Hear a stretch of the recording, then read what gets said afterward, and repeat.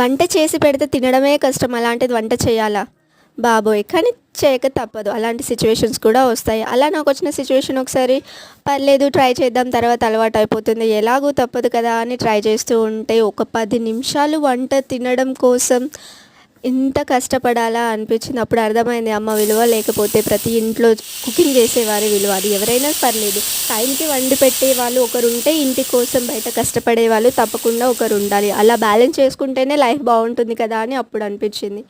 But cooking is not that easy. ఇష్టంతో చేసే వాళ్ళకి మేబీ కష్టంగా అనిపించకపోవచ్చు, కానీ నాలాంటి వాళ్ళకి మాత్రం definitely it's a big task.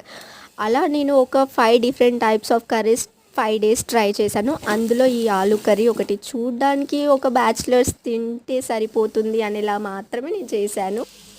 మనం చేసిన వంట ఎలా ఉన్నా వేస్ట్ చేయకూడదు అని మనం తింటాం, కానీ ఇంట్లో వాళ్ళు మాత్రం తినలేరు. But this